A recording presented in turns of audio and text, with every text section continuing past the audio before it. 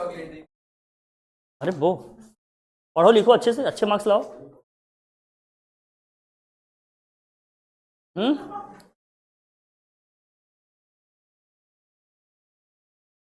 तुम तो बेटा वही करोगे है ना। लिखिए लिखिए application of equilibrium constant. Next heading करिए, application of equilibrium constant. Application of equilibrium constant. Application of equilibrium constant, इसके क्या एप्लीकेशन है समझना। पांडे जी कैसे कर रही हो तुम भी? आप लोगों से उम्मीद नहीं रहती, आप लोग बताइए यार, पढ़ने लिखने वाले बच्चे हैं, पढ़ ही नहीं रहे हैं आप लोग, ऐसे नहीं चलेगा। करिए नहीं तो पेरेंट्स भी आते हैं, यहाँ पीटीएम भी होगा। आज पीटीएम हुआ है लगभग 1.5 घंटे तक। अब ऐसे बुलाएंगे धीरे धीरे सब जन, यहाँ से सबको मिलेंगे। आपका माँ बाप भी किराए पे लाएगा कार्य? भाई बहन का नहीं, पेरेंट्स का मतलब क्या होता है? पेरेंट्स घर पे नहीं रहते हैं तो वीडियो कॉल पे बात होगी।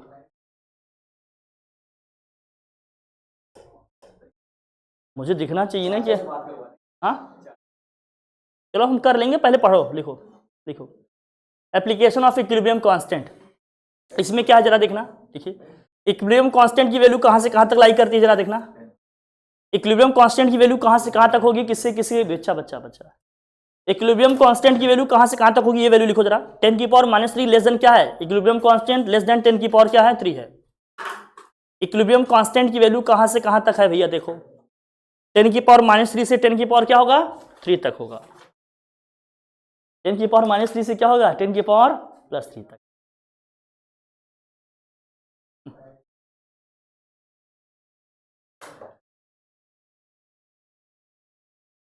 ठीक, डन। कितने से कितने के बीच में होगा? 10⁻³ से 10⁻³ के बीच में। पढ़ने लिखने पे ध्यान नहीं है, बाकी सारी चीजें कर लोगे। लिखिए क्वेश्चन, लिखिए, आइडिया रखना। देखिए ठीक है, in which of the following cases reaction goes fastest to completion?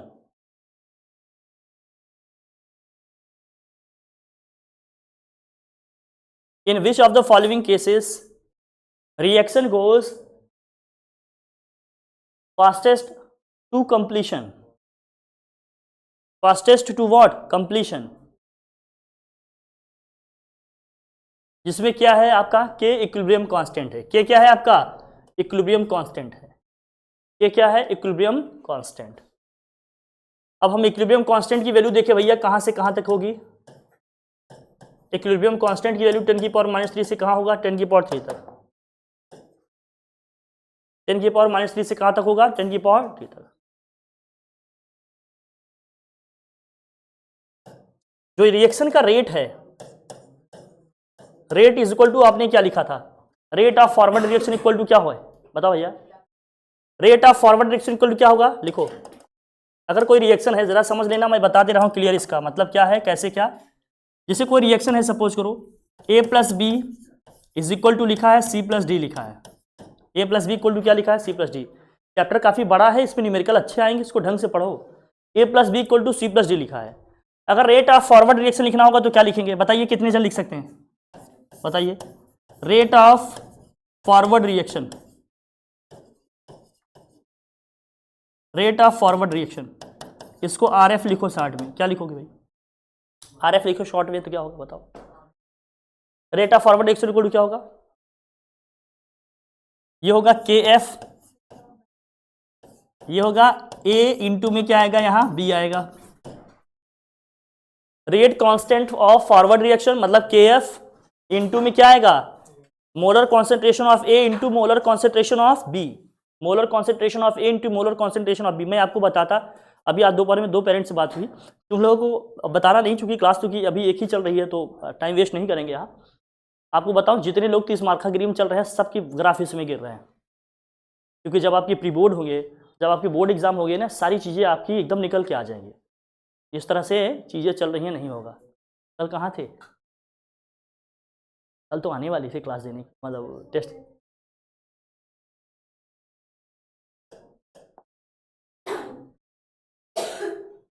Next week में फिर से टेस्ट है ग्रेविटेशन का। संडे के डाउट्स वगैरह जो भी होंगे आप लोगों के, डेरिवेशन वगैरह आप बताइएगा, मैं ले लूँगा। प्रिपरेशन रखिए। हाँ। तुम लोगों से मैंने कल क्या कहा था, तुम लोगों से मेरी अलग बॉन्डिंग है ना, तुम लोगों का आर एफ इक्वल टू क्या हो गया, के एफ, यह हो गया ए इंटू क्या हो गया बी। लिखो rate of backward reaction, rate of backward reaction, rate of backward reaction, rate of backward reaction is equal to क्या होगा, इसको लिखें आर बी, या क्या लिख सकते हैं इसको यहाँ पर के बी, और यहाँ क्या लिखेंगे सी इंटू क्या लिखेंगे डी। बस बेसिक अंडरस्टैंडिंग के लिए बता रहे, इसको ध्यान समझना। जब इक्विलिब्रियम आ जाता है तो क्या होता है, एट इक्विलिब्रियम, समझना जरा, एट इक्विलिब्रियम, एट इक्विलिब्रियम, आप लोग समझिए ना, आप लोग प्रोसेसिंग पे बहुत कम ध्यान रहे हैं, आप लोग एनालिसिस नहीं कर रहे हैं, प्रोसेस नहीं कर रहे हैं चीज़ों को, इसलिए आप लोगों का माइंड उन चीज़ों को रिलेट नहीं कर पा रहा है। आप इस अपने मतलब इस गैप को समझिए, इस लिंकेज को समझिए, नहीं तो फिर प्रॉब्लम में रहेंगे हमेशा। एट इक्विलिब्रियम क्या होगा, रेट ऑफ फॉरवर्ड रिएक्शन मतलब आर एफ इक्वल टू क्या होगा, रेट ऑफ बैकवर्ड रिएक्शन मतलब आर बी होगा। इक्विलिब्रियम में क्या होता है, rate of forward reaction equal to क्या होता है, रेट ऑफ बैकवर्ड रिएक्शन, दोनों क्या हो जाते हैं, इक्वल हो जाते हैं। इक्वेट करो दोनों को तो क्या आएगा, वहां से यहां से हो जाएगा के एफ, यहां आएगा ए, यहां आएगा बी, इज इक्वल टू वहां क्या आया के बी, और क्या आएगा ये, यहां होगा सी, यहां पर क्या आएगा भाई डी आएगा। समझना इसको, यहां पर लिखो के एफ अपॉन क्या है भाई के बी, के बी को नीचे ला रहे हैं तो वहां क्या बचा, यहां बचेगा सी अपॉन में क्या होगा डी, नीचे क्या लिखेंगे ए, और क्या लिखेंगे यहां पर बी। ये जो वैल्यू आई इसी को लिखते हैं इक्विलिब्रियम कांस्टेंट, इसी को क्या लिखते हैं हम लोग, इक्विलिब्रियम कांस्टेंट। इसका मतलब जो के एफ अपॉन के बी आया, जो इक्विलिब्रियम कांस्टेंट है हमारा, के एफ अपॉन जो के बी आया, के एफ अपॉन जो हमारा के बी आया, यही क्या है हमारा इक्विलिब्रियम कांस्टेंट। पीछे जो पढ़े हैं इसको रिकॉल करा रहे हैं ताकि आप लोग कनेक्टेड फील करो, क्योंकि एक दो दिन का इधर आप लोगों ने थोड़ा सा नहीं लिया है, और मुझे उम्मीद है कि आप लोग घर पे नहीं देख रहे होंगे क्योंकि आपका शेड्यूल बहुत क्या रहता है, बिजी रहता है। तो उस बिजीनेस को माइंड में रखते हुए मैंने सोचा कि थोड़ा बता दूं, समझना है इसे, अब समझना। इसका मतलब इक्विलिब्रियम कांस्टेंट जो है वो क्या है, इसका मतलब जो इक्विलिब्रियम कांस्टेंट है वो rate constant of forward reaction के क्या है, डायरेक्टली प्रोपोर्शनल है, और rate constant for backward reaction के क्या है, वो इनवर्सली प्रोपोर्शनल है। वो क्या है, इनवर्सली प्रोपोर्शनल है। इसका मतलब क्या है, अगर के एफ ज्यादा होगा तो इक्विलिब्रियम कांस्टेंट क्या होगा, ज्यादा होगा। अगर के बी आपका ज्यादा होगा तो इक्विलिब्रियम कांस्टेंट क्या होगा, के एफ के ज्यादा होने का मतलब क्या है कि प्रोडक्ट ज्यादा से ज्यादा बन रहा है और रिएक्शन बहुत क्या हो रहा है, फास्ट हो रहा है। प्रोडक्ट ज्यादा से ज्यादा बन रहा है और रिएक्शन बहुत क्या हो रहा है। इसका मतलब अगर के एफ हमारा ज्यादा होगा, इसका अगर के एफ की वैल्यू इंक्रीज होगी, इसका मतलब के एफ की वैल्यू अगर इंक्रीज होगी तो रेट ऑफ रिएक्शन भी क्या होगा हमारा, इंक्रीज होगा। समझना अभी, रेट ऑफ फॉरवर्ड रिएक्शन हमारा क्या होगा, इंक्रीज होगा। तो कह रहा है रिएक्शन फास्टेस्ट होगा। रिएक्शन के फास्टेस्ट होने का मतलब क्या है, के एफ की वैल्यू ज्यादा होनी चाहिए, और हम जानते हैं के एफ की वैल्यू ज्यादा होगी तो के इक्विलिब्रियम की वैल्यू भी क्या होगी, ज्यादा से ज्यादा आएगी। इसका मतलब इक्विलिब्रियम हमारा जो रिएक्शन है फास्टेस्ट तब होगा जब के इक्विलिब्रियम कांस्टेंट की वैल्यू क्या आएगी, मैक्सिमम आएगी। क्या आएगी, मैक्सिमम पॉसिबल जो भी है। इन सभी वैल्यूज में देखिए सबसे बड़ी वैल्यू के की कहां पर है, फोर्थ ऑप्शन में है। कहां लिखा है भैया, 10 की पावर 4 दिखा। इसका मतलब कौन से ऑप्शन में आपका रिएक्शन सबसे फास्टेस्ट रेट से होगा, फोर्थ वाले ऑप्शन में, जब इक्विलिब्रियम कांस्टेंट की वैल्यू क्या होगी, 10 की पावर 4। क्योंकि इस केस में के एफ ज्यादा हो गया। के एफ ज्यादा होने का मतलब क्या है कि जो हमारा रिएक्टेंट है बहुत तेजी से किस में कन्वर्ट हो रहा है, प्रोडक्ट में कन्वर्ट हो रहा है, और जितना तेज कन्वर्जन होगा रेट ऑफ रिएक्शन भी उतना ही क्या होगा, फास्ट होगा। समझ में आ रही है। तो इक्विलिब्रियम कांस्टेंट की वैल्यू मैक्सिमम कब होगी, जब के एफ क्या होगा, मैक्सिमम होगा। और के एफ मैक्सिमम कब होगा, जब रेट ऑफ रिएक्शन हमारा जो रेट ऑफ फॉरवर्ड रिएक्शन है वो क्या है, मैक्सिमम होगा। तो इस केस में निकल के आएगा क्या, फोर्थ वाला ऑप्शन आपका, के इज इक्वल टू क्या हो जाएगा, 10 to the power 4 is the right option. ये सारी चीजें आपको रिलेट करनी आनी चाहिए। ये मजे के लिए नहीं है बेटा, इनको लिखना चाहिए, लिखना चाहिए। पहले रिलेट करना सीखिए। अगर के बी ज्यादा हो गया तो एक समय बहुत तेजी से प्रोडक्ट आपका किसमें डिसोसिएट हो रहा है, रिएक्टेंट में। ठीक है ना, ध्यान रखना। इसको हटा दूं मैं, इसको लिख लिया। ये सब चीज लिखना, हर चीज लिखना, अपने सीक्वेंस में लिखना, अपने ऑर्डर में लिखना, तभी रिलेट कर पाओगे, नहीं बहुत कुछ रटना पड़ेगा। तेज करो, थोड़ा तेज करो मोबाइल से, या तो फोटो ले लो। हाँ बेटा, ये हमने कहा KF जब ज़्यादा होगा तो रेट ऑफ फॉरवर्ड रिएक्शन भी हमारा क्या होगा, ज़्यादा होगा। हम इक्विलिब्रियम कांस्टेंट में देख रहे हैं कि इक्विलिब्रियम कांस्टेंट इक्वल टू क्या है, KF अपॉन KB। अगर KF बढ़ेगा तो इक्विलिब्रियम कांस्टेंट बढ़ेगा कि नहीं भाई, न्यूमरेटर की वैल्यू बढ़ेगी तो ये वैल्यू बढ़ेगी कि नहीं बढ़ेगी, हमेशा बढ़ेगी ना। इसलिए कह रहे हैं जब ये बढ़ेगा तो इक्विलिब्रियम कांस्टेंट भी क्या बढ़ेगा। तो जहां पर इक्विलिब्रियम कांस्टेंट मैक्सिमम आएगा, इसका मतलब रेट ऑफ फॉरवर्ड रिएक्शन क्या है, मैक्सिमम है। मतलब ज़्यादा से ज़्यादा रिएक्टेंट किस में कन्वर्ट हो रहा है, प्रोडक्ट में कन्वर्ट हो रहा है। किस में कन्वर्ट हो रहा है, प्रोडक्ट में कन्वर्ट। समझ में आ रही बात, प्रोडक्टिव बनो बेटा। लिख लिया, हटाएं, मूव करें, चलिए। कम से कम जितना पढ़ोगे उतना ज़्यादा से ज़्यादा क्या होगा, कन्फ्यूजन होगा। ये सब लिखा भी है, इसमें एक्सप्लेनेशन दिया है, बाकी मैंने बता दिया आपको डिटेल में हर चीज़ क्या है क्या, ठीक है। इसमें कॉन्सेप्ट आता है इक्विलिब्रियम कांस्टेंट का, किसका आता है, रिएक्शन कोसेंट का आता है। किसका आता है भाई, रिएक्शन कोसेंट का। अगर आपको ध्यान हो तो ठीक है, अदरवाइज मैं बता देता हूँ क्या है क्या नहीं है।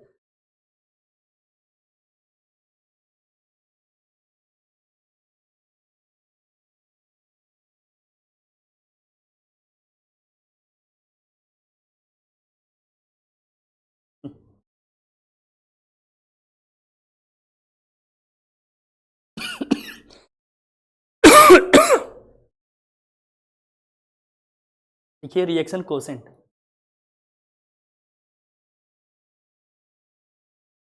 रिएक्शन कोसेंट अलग से लिखवा देता हूँ, इसमें नहीं दिया है। देखिए ये लिखिए, लिखिए रिएक्शन कोसेंट।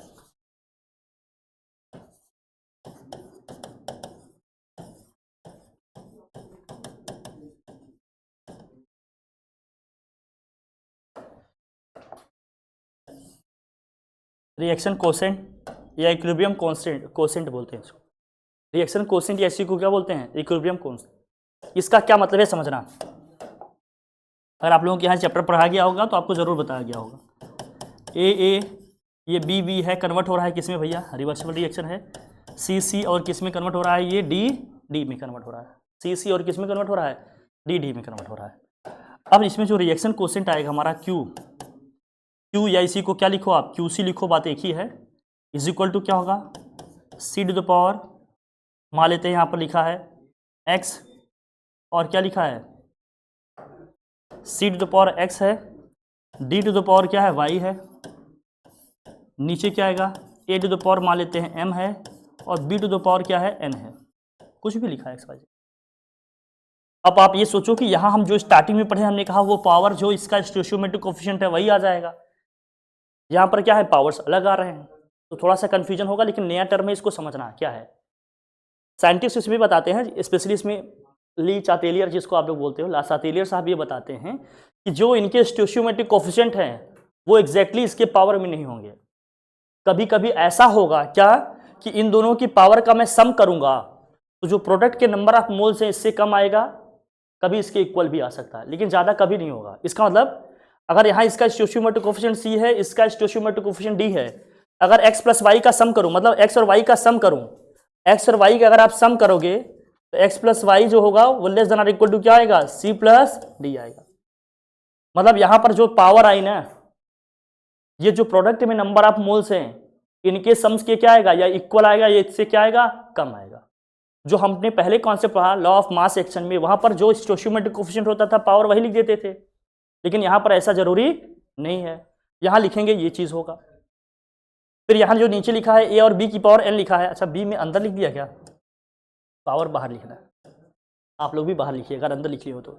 यहाँ पर जो m और n का सम आएगा ना वो किससे कम होगा बताओ, m और n का सम किससे कम होगा, a प्लस b के या तो इक्वल आएगा या तो इससे क्या आएगा, कम आएगा। तो जब हम रिएक्शन कोसेंट की बात करेंगे, रिएक्शन कोसेंट की बात करेंगे तो कहेंगे जो इनका स्टोइचियोमेट्रिक कोएफिशिएंट है वही इसकी एक्चुअल पावर हो, ऐसा जरूरी नहीं होगा। पावर इससे क्या हो सकता है, कम भी हो सकता है, ज्यादा तो किसी भी केस में नहीं होगा, बट पावर इससे क्या हो सकता है, कम भी हो सकता है। तो यहाँ से कॉन्सेप्ट एक नया निकल के आया, उसको क्या बोलते हैं, रिएक्शन कोसेंट। अब इसमें 3 केसेस बनते हैं। अगर इक्विलिब्रियम कांस्टेंट का लिखेंगे तो क्या आएगा, इक्विलिब्रियम कांस्टेंट का बोलेंगे तो क्या आएगा भाई, के इक्विलिब्रियम इक्वल टू क्या लिखते हैं आप, यहाँ से आपको पता है सीधे लिखते, सी की पावर में क्या होता है सी, डी की पावर में क्या होता है डी, नीचे क्या होगा भाई ए की पावर में ए, और b की पावर में क्या लिखेंगे आप b, ये तो सीधे इक्विलिब्रियम कांस्टेंट। रिएक्शन कांस्टेंट में क्या होगा, पावर डिफरेंट आएंगे, लेकिन जो आएगा इनका अगर मैं सम करूंगा तो प्रोडक्ट के जो नंबर ऑफ मोल्स है उससे सम की क्या होगा, वो कम आएगा, या तो उससे क्या आएगा, इक्वल आएगा।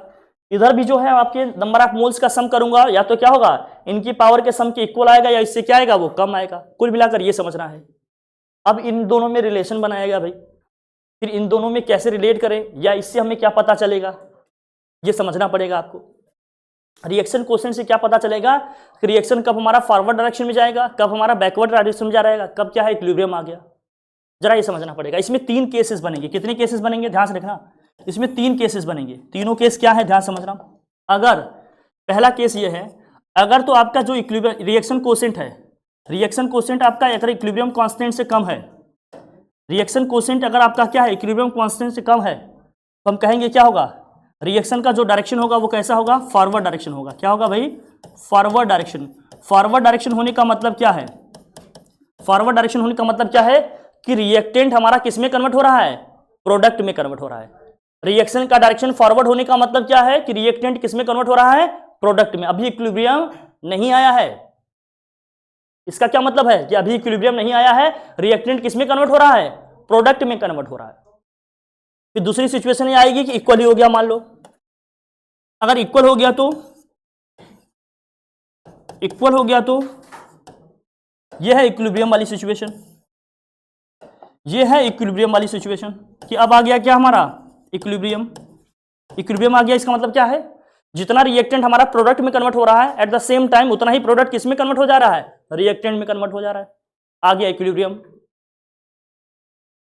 अगर मैं आपसे पूछूं कि इक्विलिब्रियम में जो हमारा मास ऑफ रिएक्टेंट है मास ऑफ प्रोडक्ट के इक्वल होगा, तो क्या स्टेटमेंट सही है, at equilibrium mass of reactant is always equal to mass of product. सही स्टेटमेंट है क्या, हम बोल रहे हैं at equilibrium mass of reactant is equal to mass of product, क्या स्टेटमेंट सही है। आप लोगों ने ग्राफ ड्रॉ किया था, याद है, इक्विलिब्रियम के बाद प्रोडक्ट वाला ग्राफ ऊपर हो गया था, रिएक्टेंट वाला ग्राफ नीचे आ गया था, याद है या नहीं याद है, कछऊ पढ़ते हो हैं, ग्राफ से कुछ आइडिया लग रहा है। इक्विलिब्रियम के बाद देखो प्रोडक्ट वाला ग्राफ ऊपर जाता है, रिएक्टेंट वाला ग्राफ नीचे आ रहा है। इसमें दोनों का मास सेम हो ऐसा जरूरी नहीं है, लेकिन एक पॉइंट ऐसा जरूर आता है जहां पर दोनों एक दूसरे को इंटरसेक्ट करते हैं, वहां पर दोनों के मास क्या होंगे, लेकिन इक्विलिब्रियम के बाद दोनों के मास सेम हो ऐसा जरूरी। बस इक्विलिब्रियम में क्या होता है कि जितना रिएक्टेंट आपका प्रोडक्ट में कन्वर्ट होगा एट द सेम टाइम उतना ही प्रोडक्ट क्या होगा, रिएक्टेंट में कन्वर्ट हो जाएगा। हेलो अंकल नमस्ते।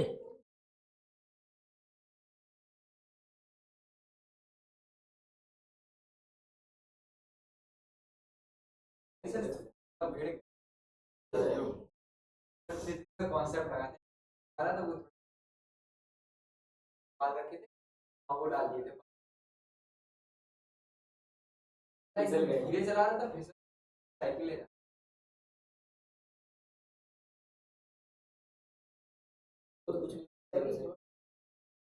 हाँ ठीक ठीक, मैं समझ गया, फ्रिक्शन आपने नहीं पढ़ा, चलो आओ आओ।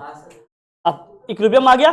इक्विलिब्रियम आ जाने का मतलब क्या है, जितना रिएक्टेंट आपका प्रोडक्ट में कन्वर्ट हुआ एट द सेम टाइम उतना ही प्रोडक्ट किस में कन्वर्ट हो गया, रिएक्टेंट में। तीसरा केस क्या हो सकता है, थर्ड केस क्या हो सकता है, रिएक्शन क्वोशिएंट की वैल्यू क्या है, भैया भैया भैया भैया मान जाइए, रिएक्शन क्वोशिएंट की वैल्यू किससे ज्यादा हो, इक्विलिब्रियम कांस्टेंट। इस केस में क्या होगा, रिएक्शन का डायरेक्शन कैसा होगा, बैकवर्ड डायरेक्शन होगा। कैसा होगा, बैकवर्ड डायरेक्शन। बैकवर्ड डायरेक्शन होने का मतलब क्या है कि प्रोडक्ट आपका किस में कन्वर्ट हो रहा है, बैकवर्ड डायरेक्शन।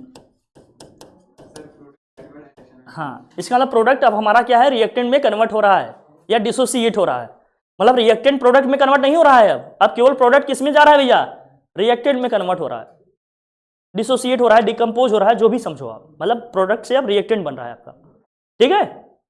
और इसमें क्या हो रहा था, प्रोडक्ट रिएक्टेंट में कन्वर्ट नहीं हो रहा है, क्या हो रहा है, रिएक्टेंट प्रोडक्ट में कन्वर्ट हो रहा है। जब इक्वल हो गए तो जितना रिएक्टेंट प्रोडक्ट में कन्वर्ट हो रहा है एट द सेम टाइम उतने ही प्रोडक्ट रिएक्टेंट में क्या हो जा रहे हैं, कन्वर्ट हो रहा है। यहां पर क्या हो गया, जब ज्यादा हो गया तो प्रोडक्ट आपका किस में कन्वर्ट हो रहा है, मतलब रिएक्शन का जो डायरेक्शन है वो क्या हो गया, बैकवर्ड हो जाएगा। क्या हो जाएगा, बैकवर्ड। ध्यान रखना ये तीनों पॉइंट रिमार्केबल हैं ये। ठीक है, रिएक्शन कोसेंट पढ़ा होगा ना, इसका सुना दो, लिखा भाई, चलिए डन, आगे मूव हटा दो इसको, इसको ध्यान रखना हमेशा, हमेशा क्या करना है इसको, कब इक्विलिब्रियम आएगा, कब नहीं आएगा, कब कैसे क्या होगा, ये केसेस ध्यान रखना। इस पर क्वेश्चन भी आते हैं, अगर आपके यहाँ आया था या आपने, हाँ, अरे आपको नहीं मिला क्या, दिया तो था मैंने किसी को यार, दो चॉकलेट ला सब दे देना बेटा एक, सबसे कम नहीं बेटा, जिनके भी 12 से कम थे वो दे रहे हैं ना, हाँ हाँ हाँ, आपने नहीं देखा क्या ग्रुप, हाँ, ये कैसे देख लिया, कैसे,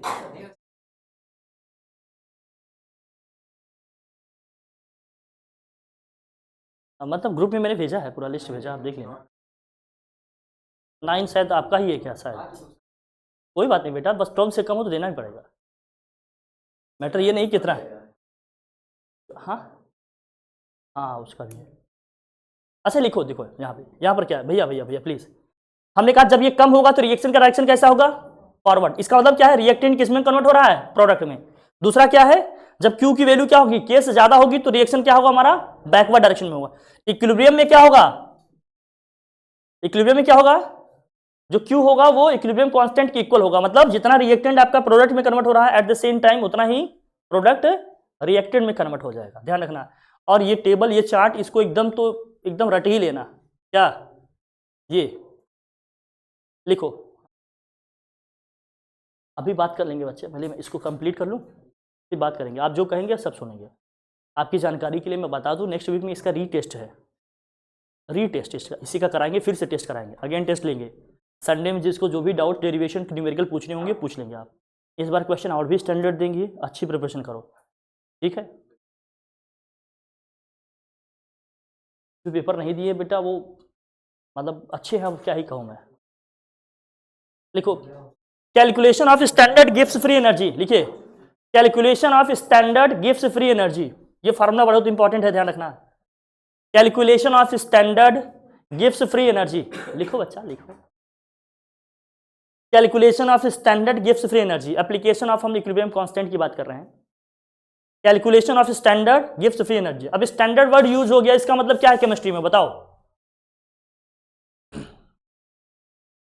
फिर वही चीज हमने क्या कहा था, अगर केमिस्ट्री में स्टैंडर्ड वर्ड लिखकर आ रहा है इसका क्या मतलब है, रिएक्शन में अगर स्टैंडर्ड वर्ड लिख कर आ रहा है इसका क्या मतलब है,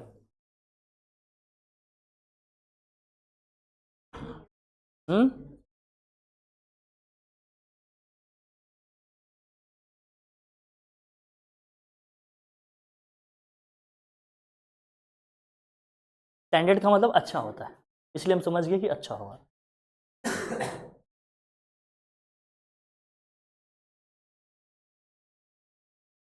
हमने ये देखा कि why atmosphere is absent in, मतलब ऑन द मून, ऐसे करके कोई क्वेश्चन दिया था ना एक ठो, कितना लाजवाब आंसर लिखे बहुत लोगों ने, मतलब आप लोगों को मैं क्या ही कहूँ, मतलब इस पर भी मैं बात कर लूँगा अभी आपसे, हाँ मैं आपको बताता हूँ अभी, देखिए ज़रा तो बात करेंगे।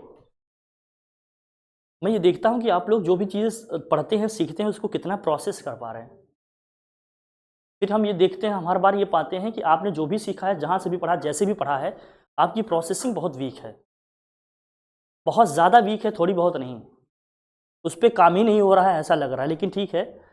इसमें देखिए स्टैंडर्ड गिव्स फ्री एनर्जी, स्टैंडर्ड का मतलब क्या है केमिस्ट्री में, जो कॉन्सेंट्रेशन है वो कैसा होना चाहिए, मोलर होना चाहिए, मतलब 1 मोल कॉन्सेंट्रेशन होना चाहिए, और क्या टेम्परेचर कितना होना चाहिए 25 डिग्री सेल्सियस, और प्रेशर अगर है तो कितना होना चाहिए 1 ATM होना चाहिए, ऐसी बात किए थे कुछ। स्टैंडर्ड वर्ड का मतलब क्या है केमिस्ट्री में, स्टैंडर्ड कंडीशन की मतलब क्या है बात बताओ, अगर कॉन्सेंट्रेशन है तो कितना होना चाहिए 1 मोल होना चाहिए, अगर टेम्परेचर है तो कितना होना चाहिए 25 डिग्री सेल्सियस होना चाहिए, और अगर प्रेशर है तो कितना होना चाहिए लगभग 1 ATM होना चाहिए, 1 ATM से ज़्यादा प्रेशर नहीं होना चाहिए। स्टैंडर्ड वर्ड का मतलब ये है, इन सब चीज़ों से फेमिलियर रहो, बहुत बार क्वेश्चन आएंगे, ये सब इनपुट नहीं देंगे, आपको पता होगा तो ठीक है, अदरवाइज डेटा चिल्लाते रहना, कुछ इसमें नहीं दिया है कैसे करें, क्लियर होना चाहिए। कॉन्सेंट्रेशन कितना होना चाहिए 1 मोल, टेम्परेचर कितना होना चाहिए 25 डिग्री सेल्सियस, और प्रेशर कितना होना चाहिए 1 ATM। तो कैलकुलेशन ऑफ स्टैंडर्ड गिव्स फ्री एनर्जी, अब गिव्स फ्री एनर्जी तो बिल्कुल भी नहीं पता होगा, हालांकि अब इसमें जाएंगे भी नहीं, चलो इसको कराते हैं। लिखो गिव्स फ्री एनर्जी का क्या है फॉर्मूला, ये लिखो, आप देख सकते हो G nought is equal to minus के 2.303 लॉग ऑफ बेस में क्या है भाई, अरे आर टी भी तो है, आर टी लॉग ऑफ क्या हो गया, बेस में 10 है और यहाँ होगा इक्विलिब्रियम कांस्टेंट। लिख लो भाई, ये फार्मूला है, लिखो। अरे बेस 10 है बेटा, बेस 10 में निकाल रहे हैं उसको। कहाँ आपको लॉग नहीं दिख रहा है? लॉग दिख रहा है, 10 नहीं दिख रहा। बेटा जिसका बेस कुछ नहीं लिखा उसका बेस हमेशा क्या होगा, 10 होगा। तो यही तो मैं कहता हूँ, सीबीएसई से पढ़े थे ना तुम, सीबीएसई वर्ड से थे ना? हाँ मतलब पास्ट, मतलब जो भी क्लासेस लिए सब, इसीलिए। हाँ इसीलिए कहता हूँ सीबीएसई में है ही नहीं, अभी तो कह रहा हूँ नहीं जानते होगे ना यार। बेटा बेस में अगर कुछ नहीं लिखा रहे लॉग के तो हमेशा क्या मानिएगा, 10 है, क्योंकि जो लॉग की टेबल आएगी हमेशा किस में देखी जाती है, वो बेस 10 में देखी जाती है। यार लिखो लिखो, फार्मूला लिखो, आगे बढ़ते हैं। आप लोग जिस तरह से पढ़ रहे हैं आपको लॉग पे मैंने स्टार्टिंग में ही बीच में कभी बात की थी, मैंने कहा था उसको देखिएगा पढ़ेगा, साथ मैंने लेक्चर भी भेजा है क्या, बाद में मेरे सेंड किया था क्या, अंदर ही बताएगी, भेजा था कि नहीं, भेजा था ना हमने, तुम ग्रुप में नहीं हो क्या, तुम लेक्चर नहीं देखे क्या तुम? लेक्चर नहीं आया। कैसे बेटा? सही बात बता रहे, झूठ हाँ? नहीं बोल रहे हैं।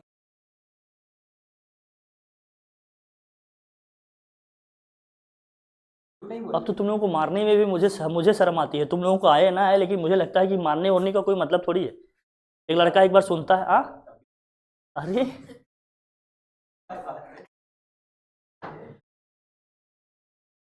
अब कितना सिंसियर होके पढ़ रहे हो ये भी तो सोच लो।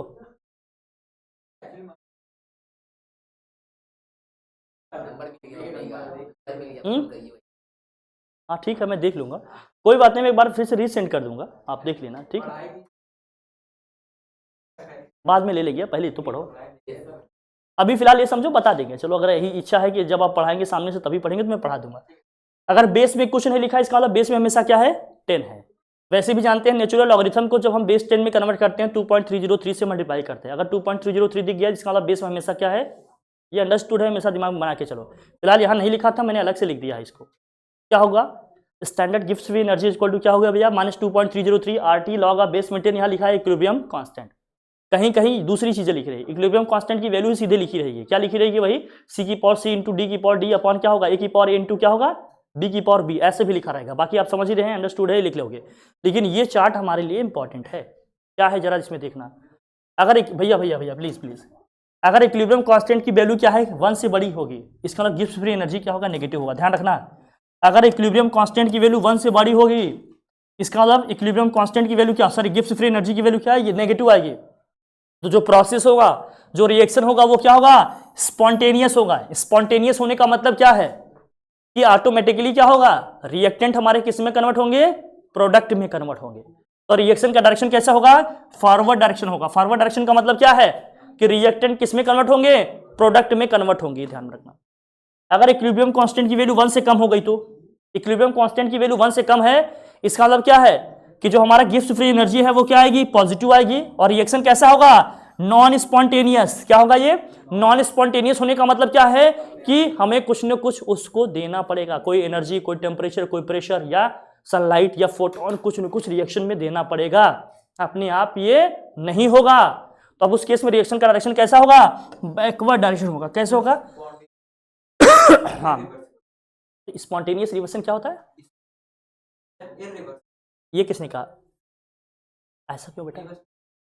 बेटा कोई भी रिएक्शन आपका रिवर्सिबल इरिवर्सिबल हो सकता है, क्लोज्ड कंटेनर में भी हो सकता है, बट ये कंडीशन है कि रिवर्सिबल रिएक्शन हमेशा क्लोज्ड कंटेनर में ही होंगे, क्लोज्ड वेसल में होंगे हमेशा। हाँ वो तो रिएक्शन की रिएक्टिविटी की बेसिस पे है ना बेटा, ऐसे कैसे ओपिनियन बना लोगे यार। अब मुझे तो बड़ा आश्चर्य होता है कि कोई ऐसे आप लोगों को ओपिनियन शेयर कर देता है, आप लोग वही कॉन्सेप्ट बना लेते हो। जैसे बता दिए सेल के अंदर भाई फोर्स 0 होगा, क्यों 0 होगा नहीं बता पाए, बताए क्योंकि रेडियस से कम होता है, तो नॉनसेंस वाली बात हो गई ना भाई। अगर किसी चीज़ का भाई इंटरप्रेटेट कर रहे हो, एक्सप्लेन कर रहे हो, तो लॉजिकल चीज़ होनी चाहिए ना। अब साइंस का बच्चा ऐसे हवा में बात थोड़ी करेगा, अंदर चले गया इसलिए 0 हो गया, अरे कोई लॉजिक होना चाहिए, कोई सेंस होना चाहिए कि ऐसे 0 हो गया। आप इसको समझना, ऐसे थोड़ी होगा स्पॉन्टेनियस इरिवर्सिबल होगा, ठीक। अगर एक क्लोज कंटेनर में होगा तो जैसे आप समझो, अब तुम समझो, यही सब देखो मैं बताता हूँ आप लोगों को। आपने एक रिएक्शन पढ़ा होगा, अगर आपको याद हो मैं इसे छोटे कोने में कहीं खोज दूँ, हाँ कहाँ लिखूँ, देखो यहाँ समझो। अगर आपने रिएक्शन लिखा होगा, देखो बच्चा, आपने पढ़ा होगा H2 + I2 या Cl2 जो भी लिखना चाहो, ये पढ़ा है रिएक्शन आपने, 2HI पढ़ा होगा। इसमें आपने कुछ देखा था? इसमें बस आपने देखा होगा H होना चाहिए, फोटॉन होना चाहिए, सनलाइट होना चाहिए, वो भी डिफ्यूज्ड सनलाइट होना चाहिए। अभी डिटेल बता रहा हूँ, डिफ्यूज्ड सनलाइट। डिफ्यूज्ड सनलाइट का मतलब क्या जानते हो? सनलाइट डायरेक्ट नहीं पड़नी चाहिए। सनलाइट पहले किसी रूम में किसी उसमें आएगा, वहां से उसको रिफ्लेक्ट करा के फिर क्या कराएंगे, वहां पर इंसिडेंट कराएंगे। जैसे आपने पढ़ा होगा, जैसे देखा होगा ना आपने, बहुत लोग क्या करते हैं, मिरर वगैरह सनलाइट पे ले जाते रखते हैं, फिर उसको क्या करते हैं, मिरर को थोड़ा सा टिल्ड कर देते हैं, जहाँ जो उसकी रोशनी भेजनी होगी आप भेज देते हैं। ऐसा होता है कि नहीं होता? होता है ना। ये उसको बोलते हैं डिफ्यूज्ड लाइट। उसको क्या बोलते हैं, मतलब डायरेक्ट सनलाइट नहीं पड़नी चाहिए। अब देखो, इसको हमने किया क्लोज्ड कंटेनर में रिएक्शन कराया, इस रिएक्शन को आप क्लोज्ड कंटेनर में कराओ, बस क्या करो, सनलाइट इसमें जाने दो, तो क्या होगा, हाइड्रोजन आयोडीन से रिएक्शन करेगा, हाइड्रोजन आयोडाइड बना देगा। फिर वही हाइड्रोजन आयोडाइड जब एक्सेस में बन जाएगा तो फिर से अपने आप किस में कन्वर्ट होने लगेगा, हो गया, अपने आप हो रहा है, अपने आप कन्वर्जन भी हो रहा है, इक्विलिब्रियम भी आ जाएगा इसी में। अब कैसे कह सकते हो कि नहीं इरिवर्सिबल होगा, ये हो पाएगा? ये बहुत कॉमन एग्जांपल दिए हैं। हाँ, कह दो कि स्पॉन्टेनियस रिएक्शन जो भी है अगर ओपन कंटेनर में होगा तो ये भी अपने आप में क्या हो जाएगा, इरिवर्सिबल हो जाएगा। ये स्टेटमेंट सही है। ओपन कंटेनर में होगा तो स्पॉन्टेनियस रिएक्शन, स्पॉन्टेनियस प्रोसेस भी अपने आप में क्या हो जाएगा, इरिवर्सिबल हो जाएगा। कंडीशन ये लगाओ तो सही है, समझ भाई, क्योंकि ये है गैस, जैसे ये बना ये क्या हो जाएगा, वेपराइज हो जाएगा, उड़ जाएगा। जब अंदर कुछ है ही नहीं तो किस में कन्वर्जन होगा, कुछ नहीं होगा। अरे हाइड्रोजन गैस ये तो और भी हल्की है, पता चला रिएक्टेंट भी उड़ गया, रिएक्शन हो पाएगा क्या, नहीं हो पाएगा। समझने की बात है, जब भी कोई टीचर कोई आंसर करे तो उसका एग्जांपल लो, कुछ चीजें भाई डिस्कस करो, कुछ लॉजिकल बात करो। आप सुने बस डेटा लेके चल देते हो। यहाँ देखो, केस लेस देन क्या हो गया, 1, केस लेस देन क्या है, 1। इसका मतलब क्या है, स्टैंडर्ड गिब्स फ्री एनर्जी क्या आएगा, पॉजिटिव आएगा। इसका मतलब प्रोसेस जो होगा, जो रिएक्शन होगा वो कैसा होगा, नॉन स्पॉन्टेनियस। नॉन स्पॉन्टेनियस का मतलब क्या है, रिएक्शन को हीट देना पड़ेगा, टेम्परेचर देना पड़ेगा, या जो भी चीजें हैं आपको सनलाइट देनी पड़ेगी, प्रेशर देना पड़ेगा, बहुत सारी चीजें इसमें ऐड करनी पड़ेंगी, तब जाकर प्रोसेस होगा। और प्रोसेस कैसा होगा, वो जो रिएक्शन होगा उसका डायरेक्शन कैसा होगा, बैकवर्ड डायरेक्शन होगा। लेकिन जब k = 1 ही हो जाए तो इक्विलिब्रियम कांस्टेंट क्या हो जाएगा, 0, मतलब सॉरी गिब्स फ्री एनर्जी क्या हो जाएगी हमारी, 0। जब गिब्स फ्री एनर्जी 0 हो गया तो इसका मतलब क्या आ गया, अब इक्विलिब्रियम आ गया। इसका मतलब क्या है, कोई शिफ्टिंग नहीं है। मतलब आप समझ रहे हो, जितना रिएक्टेंट आपका प्रोडक्ट में कन्वर्ट होगा एट द सेम टाइम उतना ही प्रोडक्ट आपका रिएक्टेंट में कन्वर्ट हो जाएगा। फिर पूछेंगे इक्विलिब्रियम कैसा होगा, स्टैटिक होगा कि डायनेमिक, तो आप आंसर क्या कीजिएगा, स्टैटिक इक्विलिब्रियम पढ़ रहे हैं हम लोग या डायनेमिक इक्विलिब्रियम, डायनेमिक पढ़ रहे हैं। लगातार वो वैल्यू कांस्टेंट रहेगी, लेकिन जितना रिएक्टेंट प्रोडक्ट में कन्वर्ट होगा एट द सेम टाइम उतना ही प्रोडक्ट आपका रिएक्टेंट में कन्वर्ट होगा। ये वैल्यू याद रखनी पड़ेंगी आपको, ठीक है। लेकिन उल्टा क्यों है ये समझना, इस रिएक्शन को उल्टा देखना। अगर G नेगेटिव होगा तो स्पॉन्टेनियस होगा, G पॉजिटिव होगा तो क्या होगा, नॉन स्पॉन्टेनियस, 0 होगा तो इक्विलिब्रियम होगा। हर चीज का यहाँ मतलब है पढ़ना, ये सब रिएक्शन, ये थर्मोडायनेमिक्स में भी पढ़े होंगे। थर्मोडायनेमिक्स जो हम लोगों ने पढ़ा था इसके पहले चैप्टर, उसमें डिस्कस किया था ना इसको, ये आया था। लेकिन रिवीजन प्रैक्टिस अब वही है ना कि 9th 10th वाले क्वेश्चन लिखो, मैं कराता हूँ फिर समझ में आएगा। लिखो एक क्वेश्चन, नीचे वाला क्वेश्चन नोट करो, लिखो equilibrium constant for the reaction, equilibrium constant for the reaction N2 + 3H2, equilibrium constant for the reaction N2 + 3H2,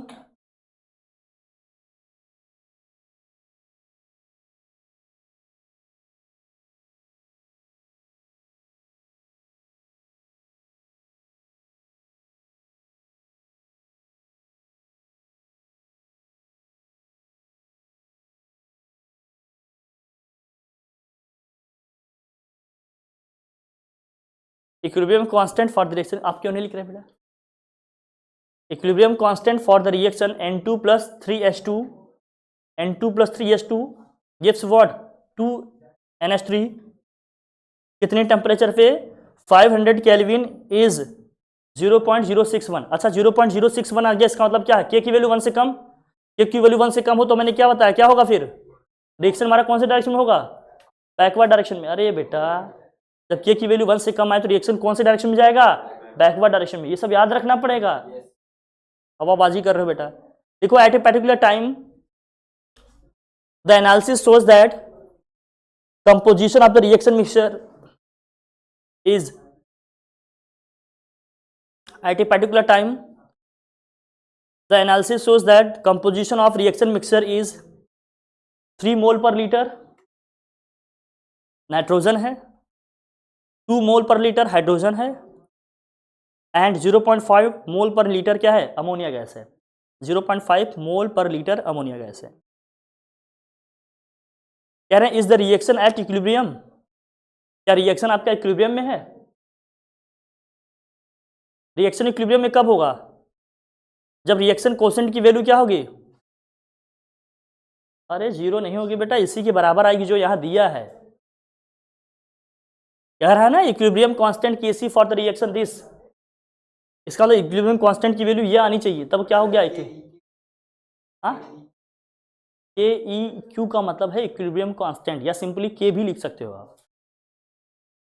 हाँ हाँ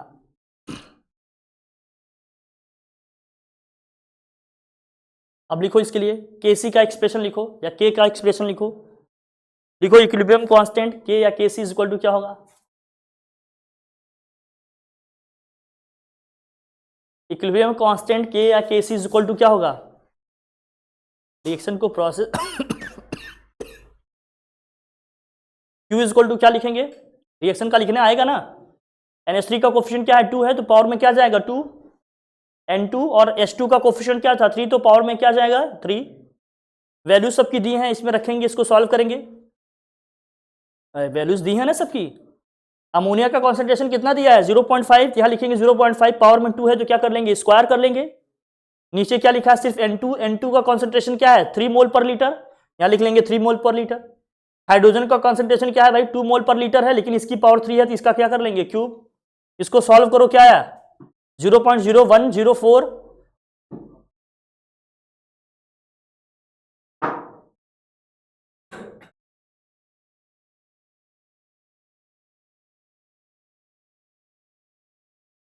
थोड़ा तेज लिखो, जल्दी लिखो और समझते भी रहो सब लोग।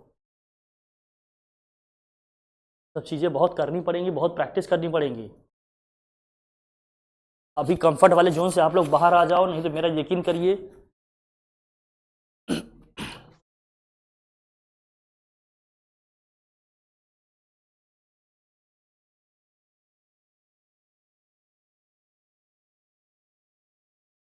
आजकल टीचर्स भी पेपर एआई से बनवा रहे हैं। एआई जब पेपर डिजाइन करेगा तो बहुत स्टैंडर्ड पेपर बनाएगा, स्टैंडर्ड क्वेश्चन देंगे, अच्छे क्वेश्चन देंगे। हम तो बेटा सबसे कर सकते हैं, मेरे लिए कुछ भी इम्पॉसिबल नहीं है। क्या एआई से आंसर लिखोगी? हाँ बिल्कुल कर सकती हो, सब कोई कर सकती हो, बस कर सकती हो तो करना पड़ेगा ना।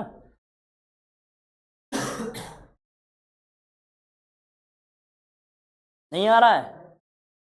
ना आ रहा है? प्रांजल कुमार, अरे वही मतलब नहीं आया क्या? मैं लिखूं, मैं कराऊं अपने से? कॉन्सेंट्रेशन तो सबका दिया है ना, सिंपल सा सोल्यूशन है, इसमें वैल्यूज पुट करनी है, सीधे आंसर आ गया। ना आ रहा है? लिखूं मैं? लिख देते सर तो मजा आ जाता सर। चलो ठीक, क्वेश्चन तो लिख लिया ना सबने? देखो रिएक्शन क्या है पहले समझो। लिखो N2 प्लस क्या है? 3H2 क्या दे रहा है आपको भैया? 2NH3 दे रहा है। अगर रिएक्शन कोएफिशिएंट Q की वैल्यू लिखें तो इसके लिए क्या होगा? Q इज इक्वल टू होगा NH3 का पावर क्या है भैया? 2, दिस होल अपॉन क्या आएगा? यहाँ लिखेंगे N2, यहाँ लिखेंगे H2 की पावर में कितना हो जाएगा भाई? 3। जो जिसका स्टोइचियोमेट्रिक कोएफिशिएंट है वही पावर में चला जाएगा। सबका कॉन्सेंट्रेशन दिया है, NH3 का कॉन्सेंट्रेशन क्या दिया है? 0.5 दिया है ना, 0.5 का square, this whole upon N2 का कितना दिया था? N2 का कितना दिया है? 1 पॉइंट क्या दिया था? N2 का कॉन्सेंट्रेशन 3.0 दिया है। और हाइड्रोजन का कितना है 2 है ना, इसका क्यूब है तो क्या कर लो, क्यूब कर लो। इसको सॉल्व करते हैं भाई, 0.5 का स्क्वायर करेंगे क्या आएगा 0.25, ये है 3 इंटू 2 का क्यूब करेंगे कितना आएगा 8, मल्टीप्लाई करो जरा क्या आएगा, तो 0.25 डिवाइडेड बाई क्या हो गया 24, डिवाइड करने पे क्या आएगा बताओ 0.0104 आएगा, ये क्यू की वैल्यू आई। और क्वेश्चन में हमें इक्विलिब्रियम कांस्टेंट की वैल्यू दी है, कितनी दी है जरा बताना, equilibrium constant is equal to क्या दिया है, जिसको आप केसी लिख रहे हो बार बार, क्या है भाई बताओ 0.060, अरे 1 भी तो दिया, 0.61 दिया है, 0.061 ऐसे दिया है, ये दिया ना। अब Q की वैल्यू क्या आ गई, Q की वैल्यू 0.0104 दिया है, ये वैल्यू इससे कम है या ज़्यादा, कम है, तो आप देख रहे हैं Q क्या हो गया हमारा, इक्विलिब्रियम कांस्टेंट से कम हो गया। हमने कहा था जब Q इक्विलिब्रियम कांस्टेंट से कम आ जाएगा तो रिएक्शन क्या होगा हमारा, कौन से डायरेक्शन में जाएगा, फॉरवर्ड डायरेक्शन में। अगर ये नहीं पता होगा तो लिख पाओगे क्या, नहीं, इसलिए याद होना चाहिए। तो रिएक्शन कौन से डायरेक्शन में जाएगा, फॉरवर्ड डायरेक्शन में।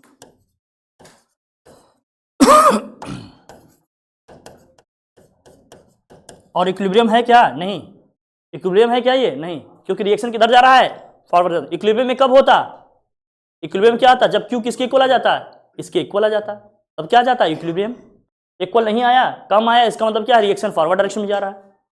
क्लियर है कि नहीं, ये सब सॉल्व करके पता चलेगा कि रिएक्शन कौन से डायरेक्शन में जा रहा है, ठीक है कि नहीं। तब समझना, इसको पढ़ना, क्वेश्चन प्रैक्टिस करना, अच्छे अच्छे क्वेश्चन है इसमें, हर चीज करना। हटाओ इसको, मूव करें भाई।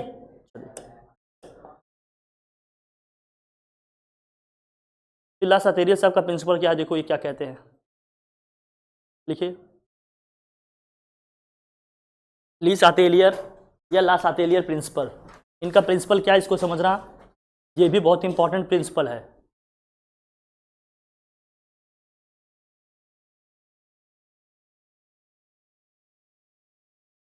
ये अपने इस प्रिंसिपल में क्या कहते हैं,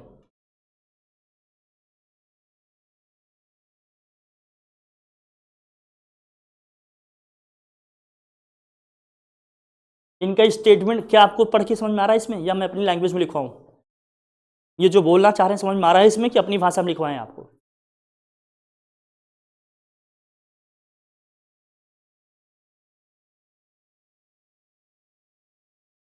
क्या बोल रहे हैं स्टेटमेंट में, a change in any of the factor that determine the equilibrium condition of a system will cause the system to change in such a manner so as to reduce और to what counteract the effect of the change.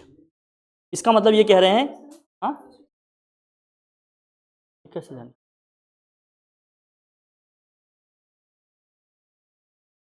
अभी तो यही चल रहा है continue, मेरी जान अभी पढ़ लो, दूसरे का भी बात कर लेंगे, अभी कर लें इसको। सिचुएशन आप लोग इस समय सब जान रहे हैं कि फिर भी मैं काम कर रहा हूँ, हाँ तो थोड़ा सा, हाँ करेंगे करेंगे सब करेंगे, उसमें भी बच्चे बस क्या कहें, क्योंकि एआई का दौर है आजकल, आजकल आप लोग भी एआई बन चुके हो। कई लोगों के घर से ऐसे कॉल आए हैं कि अभी सर ने किए ही नहीं, जबकि 12th की कंडीशन ये है कि एक चैप्टर फिजिक्स में बचा है, 2 चैप्टर केमिस्ट्री में, 11th का यहाँ ही नहीं हो पा रहा है, तुम्हारे यहाँ तो स्कूल में कर दिया माशाल्लाह, मैं उनको भाई कह रहा हूँ भाई बढ़िया काम कर रहे हैं, कोई दिक्कत नहीं। हमारी क्लास में हाँ तो यही तैयारी हो रही है ना, ऐसे चलता है ये सब, बस कोर्स कंप्लीट करना है, कोर्स कंप्लीट करना है, दैट्स इट बस। तो यही पढ़ाना हो तो हम भी भाई उनकी तरफ पहुंच जाएंगे, कोई दिक्कत क्या है। और जितने टॉपिक बता रहे हैं किसी पर्टिकुलर चैप्टर को कंपेयर करके देख लेना, अगर उतनी सारी चीज़ें बताएंगे तो मुझे अगर बताना, क्योंकि अगर वो भी उतनी सारी चीज़ें बताएंगे तो उतना ही टाइम लगेगा जितना मैं बताने लगा रहा हूँ।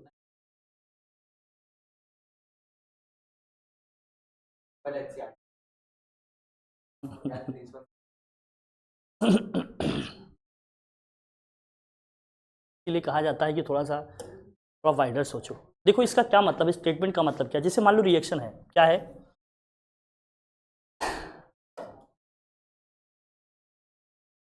क्या कहते हैं भैया बताओ, जेई मेंस वाले बताओ भाई, क्या कहते हैं, ली चातेलियर साहब क्या कहते हैं, ली चातेलियर साहब, अच्छा चैटलियर, चैटलियर क्या कहते हैं ये,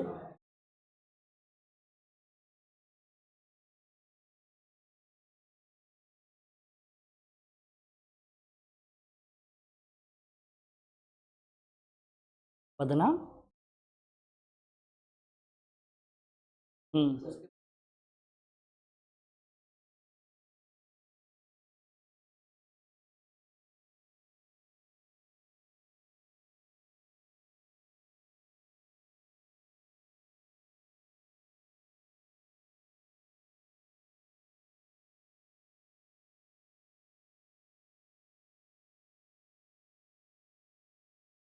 कौन चाहेगा? इक्विलिब्रियम चाहेगा, इक्विलिब्रियम चाहेगा, इक्विलिब्रियम। अच्छा, ये जो आप लोग बता रहे हैं ये बुक में लिखा है क्या?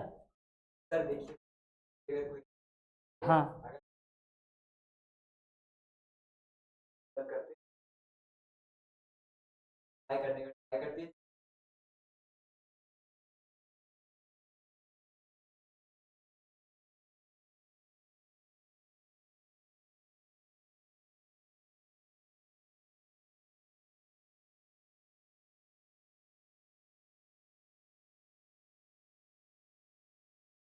मन में क्या? दोस्त तुम्हारा नहीं, यही सोच रहे थे ना सर, सर बताइएगा। नहीं, मैं सोच रहा हूँ कि आप लोग बहुत कुछ सीख रहे हो। लिखो, लिखिए भैया। ला सातेलियर प्रिंसिपल, ली चैटेलियर प्रिंसिपल जिसको क्या है, चैटलियर। लिखिए इनका प्रिंसिपल क्या है भाई, लिखिए क्या कहते हैं।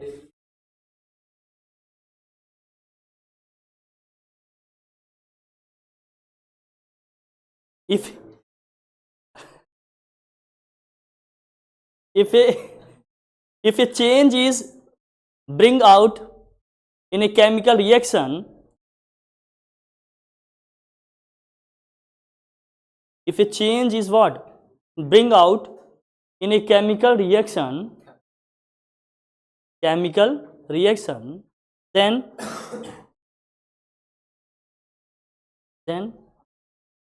equilibrium,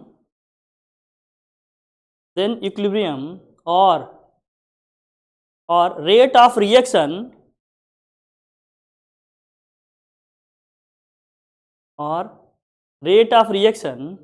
will shift such that equilibrium or what rate of reaction will shift such that it can compensate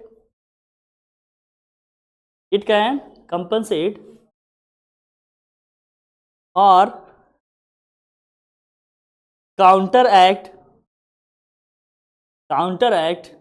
or nullify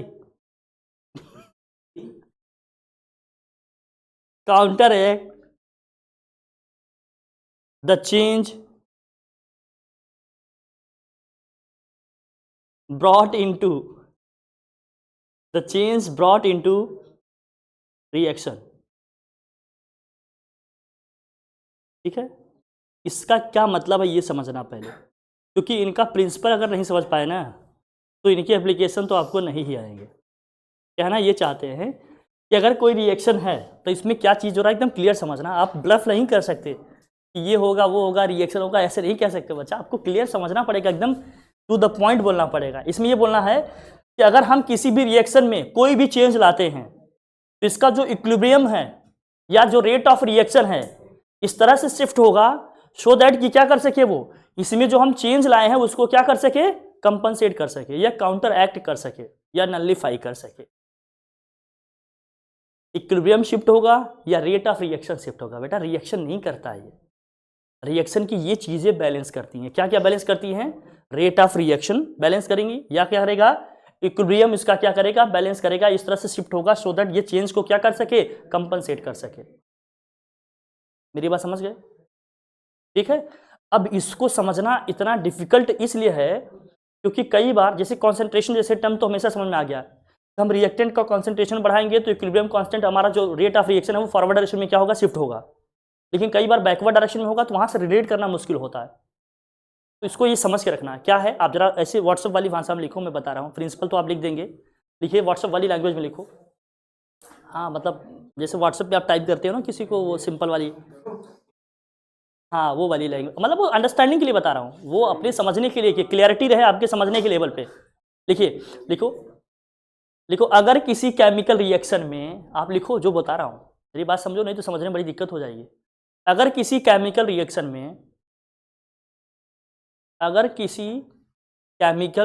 में कोई चेंज लाते हैं तो इक्विलिब्रियम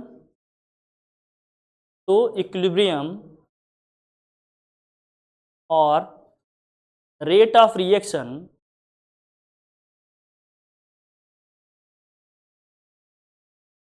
उस डायरेक्शन में शिफ्ट होंगे, उस डायरेक्शन में क्या होंगे, शिफ्ट होंगे,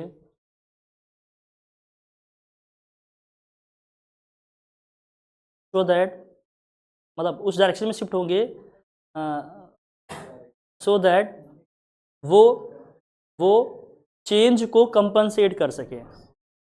हाँ, सो दैट वो चेंज को क्या कर सके, कंपनसेट कर सके, या काउंटर एक्ट है, कॉन्ट्रैक्ट है बेटा काउंटर एक्ट कर सकते हैं या नलिफाई कर ले आप, ऐसे जो समझो, सो दैट वो चेंज को क्या कर सके, काउंटर एक्ट कर सके या कंपनसेट कर सके।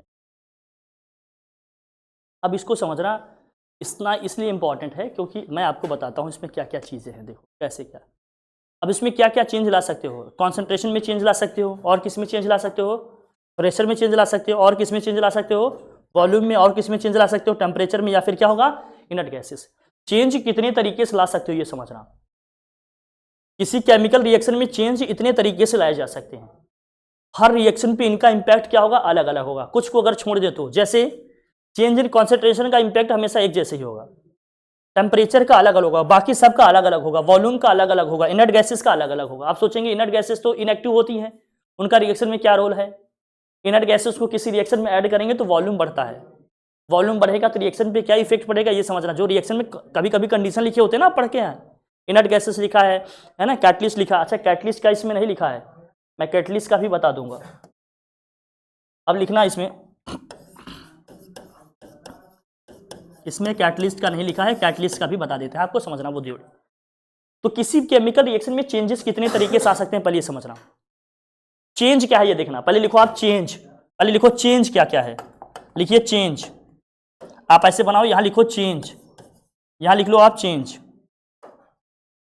आप यहां लिखो चेंज, इसको क्या लिख लो, यहां चेंज लिख लो। चेंज हम कितने तरीके से ला सकते हैं, चेंज लिखो।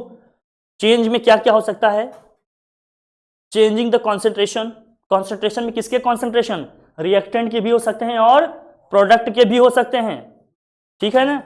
फिर चेंज में क्या क्या हो सकता है, changing the what, pressure, pressure किसका भैया, रिएक्टेंट का भी और प्रोडक्ट का, किसी का भी कर सकते हैं, इससे कोई फर्क नहीं पड़ता। फिर changing in the what, volume, फिर चेंजिंग इन द टेम्परेचर, फिर changing in the what, volume, इसी में एडिशन ऑफ इनर्ट गैसेस है। चेंज कितने तरीके से लाया जा सकता है पहले ये समझना।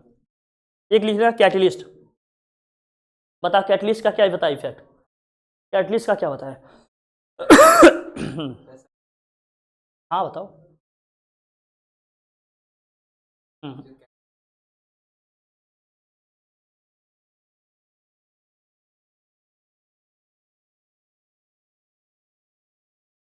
इसका क्या मतलब समझे आप, यही एग्जांपल दिया था, मैंने बता दिया। मोहल्ले की आंटियों को बदनाम तो कर दिए, लेकिन ये समझा पाए कि नहीं तुम्हें ये बताओ पहले।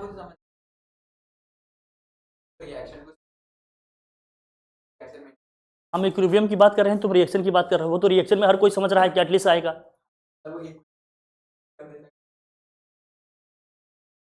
कुछ भी बोल देते हो,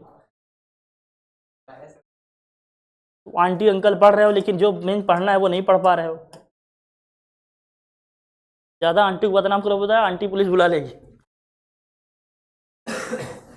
चेंजिंग द कॉन्सेंट्रेशन क्या है, चेंजिंग द प्रेशर, और क्या है, changing the volume, changing the temperature और addition of inert gas. Catalyst का मैं बता दे रहा हूं, इसको देखना। कैटलिस्ट का इक्विलिब्रियम में कोई इफेक्ट नहीं होता, मैं इसको अलग से बता दे रहा हूं, बाकी चीजों को डिटेल में समझो। कोई इफेक्ट नहीं, इक्विलिब्रियम में इसका कोई इफेक्ट नहीं होता, इक्विलिब्रियम में इसका कोई इफेक्ट, बस करेगा क्या ये, इसकी प्रेजेंस में इक्विलिब्रियम थोड़ा पहले आ जाएगा।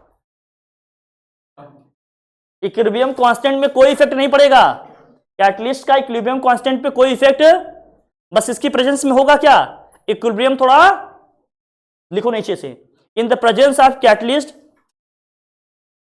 In the presence of catalyst equilibrium comes earlier. In the presence of catalyst, equilibrium comes earlier. थोड़ा जल्दी आ जाएगा. That's it. और कोई रूल नहीं है इसका, बस इक्विलिब्रियम कांस्टेंट पे कैटलिस्ट का कोई इफेक्ट नहीं है. केवल क्या होता है इसकी वजह से कि इक्विलिब्रियम थोड़ा पहले आ जाएगा, थोड़ा जल्दी आ जाएगा. That's it. और कुछ नहीं. बता दिए आंटी. यार क्या कहें यार, मतलब मैं, ठीक है कम से कम जहां नहीं बता रहे वहां कम से कम कुछ तो बता रहे हैं. आंटी ही बता रहे हैं, बता तो रहे हैं. हाँ नहीं, अरे बेटा लो, आपको जिसमें मजा आ रहा है वो मजा दिला रहे हैं आपको. मेन तो हाँ, अरे पहला लिखिए इसमें, changing the concentration of reactant. पहला इफेक्ट लिखिए, पहले चेंज की हम बात कर रहे हैं. अरे मेरी जान, कुछ भी हो सकता है भैया, तुम लिख लो यार. तुम कह रहे हो कलर भी, कलर का भी इफेक्ट आएगा क्या इक्विलिब्रियम में? तो यार कोई केमिकल है उसका कुछ ना कुछ कलर तो होगा ना भैया. Changing the what concentration of reactants और प्रोडक्ट, रिएक्टेंट्स और what product. Changing the concentration of reactants और व्हाट प्रोडक्ट. अब इस केस में क्या होगा, इक्विलिब्रियम किधर शिफ्ट होगा बताओ? हाँ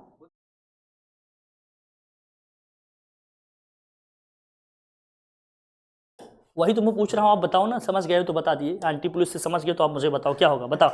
नहीं मैं जानना चाहता हूँ, बताओ क्या समझे इससे. हाँ बताओ. ये कोई मान लीजिए रिएजेंट है आपका, माना ये पी प्रोडक्ट में कन्वर्ट हो रहा है. चलो ठीक है.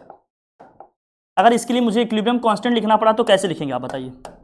इक्विलिब्रियम कांस्टेंट के इक्विलिब्रियम इक्वल टू क्या होगा बताओ? अरे के एफ अपॉन क्या लिखते हैं आप, के बी लिखेंगे. इज इक्वल टू क्या होगा, कॉन्सेंट्रेशन ऑफ पी अपॉन क्या होगा, कॉन्सेंट्रेशन ऑफ ए. अगर एक ही एक है तो यही होगा ना. अब मुझे बताओ इससे आप क्या समझ रहे हो?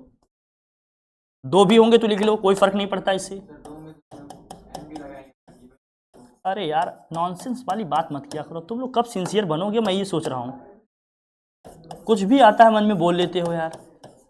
सोचो तो पहले कि क्या चीज़ें कैसे चल रही हैं, कैसे रन कर रही हैं, क्या इनका प्रोसेस है, क्या सिस्टम है, क्या मैकेनिज्म है. ये सब नहीं सोच रहे हो, बस मुंह बोले जो वो है बोल दिए खट से. आंटी झगड़ा लगा रही हैं, आंटी मना रही हैं, यही सब सीख के चले आए हो. आता जाता कुछ नहीं है. बट नहीं, मेरे कहने का कॉन्सेप्ट रिलेट किए तो कुछ कंक्लूजन भी तो निकला होगा. अब इस केस में बताओ, हम कह रहे हैं रिएक्टेंट और प्रोडक्ट किसी का भी कॉन्सेंट्रेशन इंक्रीज कर सकते हैं. जरा इसमें समझना.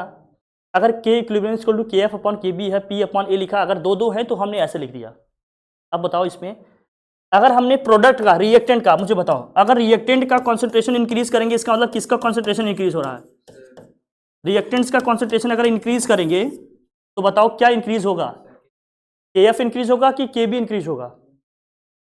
अगर रिएक्टेंट का कॉन्सेंट्रेशन इंक्रीज करेंगे तो बताओ अंजलि, के एफ इंक्रीज होगा या के बी इंक्रीज होगा? के एफ इंक्रीज होगा. और के एफ इंक्रीज होगा इसका मतलब क्या हो गया? इक्विलिब्रियम कांस्टेंट क्या होगा, इंक्रीज होगा कि डिक्रीज होगा? इंक्रीज होगा. क्यों? क्योंकि इक्विलिब्रियम कांस्टेंट के एफ के क्या है, डायरेक्टली प्रोपोर्शनल है. इसका मतलब रिएक्शन किधर जाएगा? फॉरवर्ड डायरेक्शन में. इसका मतलब इक्विलिब्रियम किधर शिफ्ट हो जाएगा? फॉरवर्ड डायरेक्शन में शिफ्ट हो जाएगा. इसका मतलब हमारा जो इक्विलिब्रियम है वो किधर शिफ्ट हो जाएगा? फॉरवर्ड डायरेक्शन में शिफ्ट हो जाएगा. अभी यही सब तो पीछे रिलेट करके बताए ना आपको. जब रिलेट करोगे तब जाकर सुटेबल आंसर मिलेगा और कॉन्फिडेंस के साथ लिख कर आओगे कि नहीं यही होगा.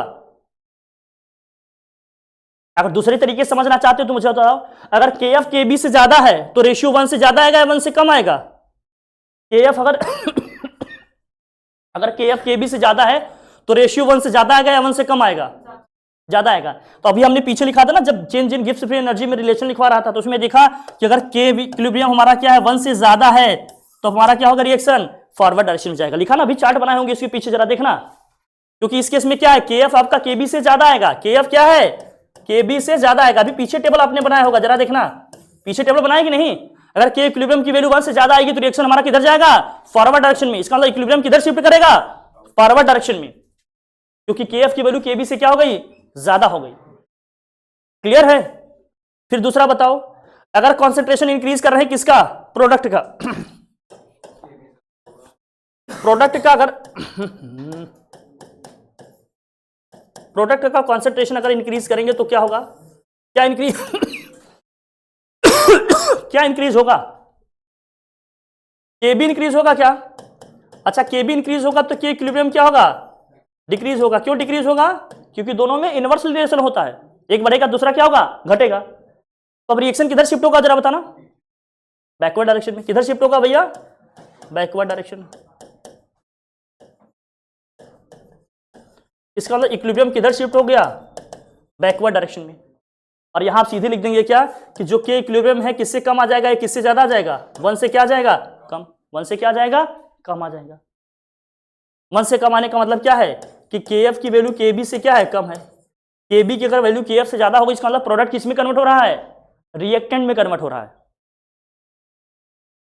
इसका मतलब इक्विलिब्रियम किधर शिफ्ट हो जाएगा, बैकवर्ड डायरेक्शन में शिफ्ट हो जाएगा। समझ रही बात।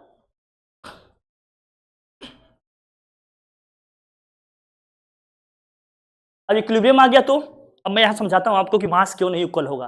इक्वल हो भी सकता है और नहीं भी, लेकिन क्यों नहीं इक्वल होगा समझाता हूं आपको। चलो हटाओ यार, जल्दी करो, जल्दी करिए आप लोग। देख लिए, एक सेकेंड आप लोग इसको लिखो, मैं 1 मिनट में आ गया थोड़ा सा। बना रहे बता रहे हो,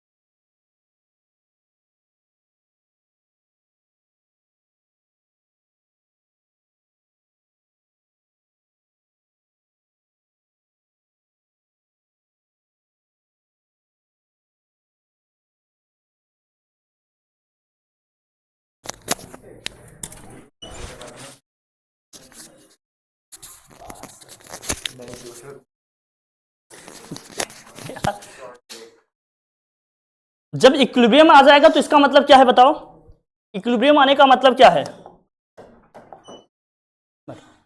eight equilibrium KF is equal to क्या होगा, केबी। इसका मतलब जो इक्विलिब्रियम कांस्टेंट है उसकी वैल्यू निकल के क्या आएगी, 1। जो इक्विलिब्रियम कांस्टेंट है उसकी वैल्यू निकल के क्या आएगी, 1। इसका क्या मतलब है बताओ, इसकी वैल्यू निकल के 1 आने का क्या मतलब है,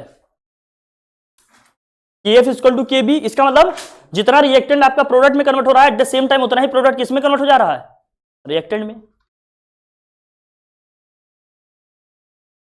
लेकिन हम जो बात कर रहे थे अभी, इसको ध्यान में रखना, ये समझने के लेवल की बातें हैं, ठीक है। समझ तो तुम बहुत कुछ गए हो बेटा। इसका मतलब क्या समझे, इस पूरी बात का लबो लबाब क्या है बताओ। रिएक्टेंट का कॉन्सेंट्रेशन इंक्रीज करेंगे तो इक्विलिब्रियम किधर शिफ्ट होगा, फॉरवर्ड डायरेक्शन में, आगे। प्रोडक्ट का कॉन्सेंट्रेशन इंक्रीज करेंगे तो रिएक्शन किधर होगा भैया, इक्विलिब्रियम कांस्टेंट किधर शिफ्ट होगा, बैकवर्ड डायरेक्शन पीछे। दैट्स इट, इतना ध्यान में रखना था। ओके देन, बाकी इसमें जो चीजें हैं आगे बात करेंगे, फिर बताएंगे। आज हम लोग कॉन्सेंट्रेशन की समझ लिए, दैट्स इट। ठीक है फिर, thank you father, thank you.